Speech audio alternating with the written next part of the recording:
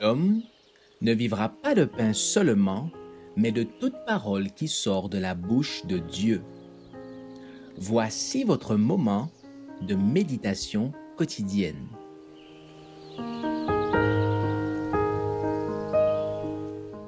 Vous recevrez une puissance.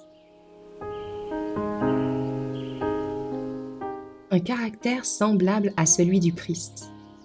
Car vous êtes morts et votre vie est cachée en Christ, avec le Christ en Dieu. Colossiens 3, verset 3. Jésus est le parfait modèle. Au lieu d'essayer de satisfaire le moi et de choisir notre propre chemin, cherchons à refléter son image. Il était gentil et courtois, plein de compassion et de tendresse. Lui ressemblons-nous sur ces points? Cherchons-nous à ce que nos vies soient parfumées de bonnes œuvres? Ce dont nous avons besoin, c'est de la simplicité du Christ. Je crains que, dans bien des cas, un esprit dur et impitoyable, totalement différent du modèle divin, ait pris possession du cœur. Ces principes d'acier, qui ont été chéris par plusieurs et considérés comme une vertu, doivent disparaître pour que nous nous aimions les uns les autres comme le Christ nous a aimés. Il ne suffit pas de professer la foi. Quelque chose de plus qu'un assentiment formel est demandé.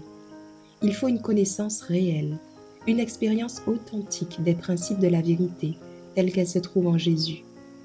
Le Saint-Esprit doit travailler à l'intérieur, soulignant ces principes dans la claire lumière de notre conscient, afin que nous connaissions leur puissance et qu'ils deviennent une réalité vivante.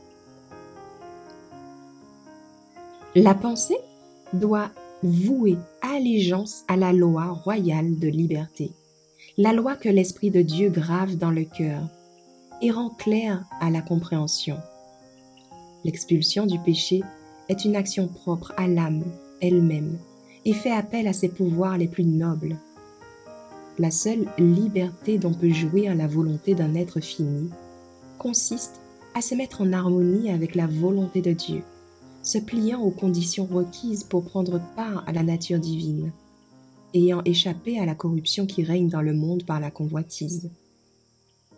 Le caractère humain est dépravé, déformé par le péché, et terriblement différent de celui du premier homme tel qu'il sortit des mains du Créateur. Jésus propose d'enlever la difformité et le péché de l'homme et de lui donner en retour la beauté et l'excellence du caractère.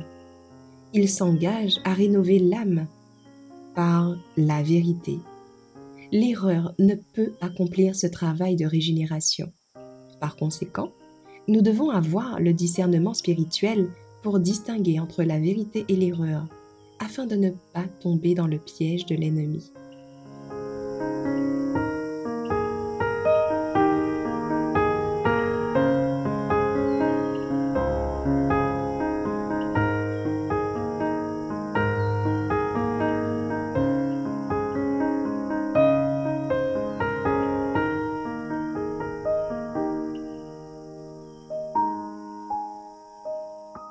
Merci d'avoir écouté cette présentation.